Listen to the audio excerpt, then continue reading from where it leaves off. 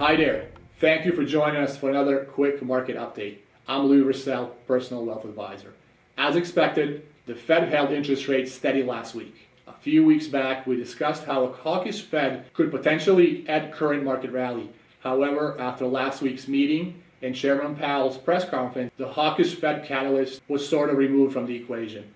It appears that the Fed is more concerned about unemployment and economic slowdown than inflation, despite evidence of solid growth, sticky inflation, and loose financial conditions.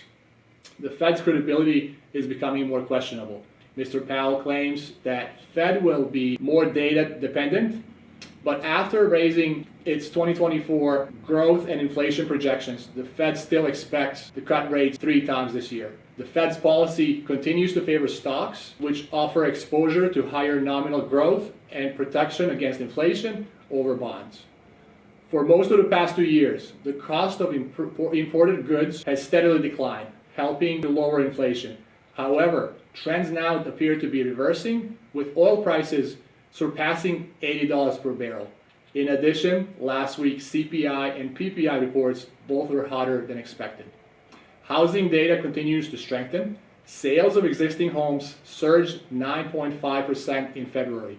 The inventory of houses hitting the market also rose 5.9% year over year.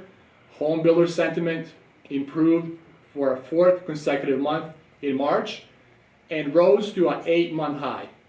Builder sentiment continues to improve as the lack of existing inventory continues to push buyers toward new home construction. In addition, the average 30-year fixed-rate mortgage sits near 6.75%, which is near the lowest since June of 2023. That's it for me for this week. Thank you again for joining us for a quick market update.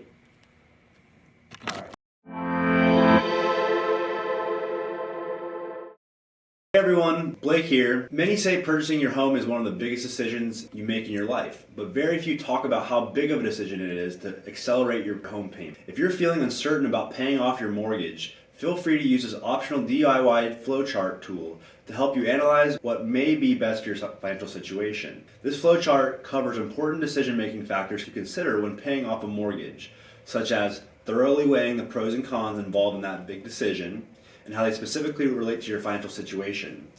Recognizing what degree of flexibility that they may or may not have after paying off the mortgage, considering any tax implications that may result from paying off the mortgage, or identifying sound reasons for paying off the mortgage in advance and determining the best course of action if applicable. Please let us know if this helps you understand the options, and we'll be happy to discuss this during our next PWA call. That's it for this week, folks. Please remember to like and subscribe our page, and thanks again for watching.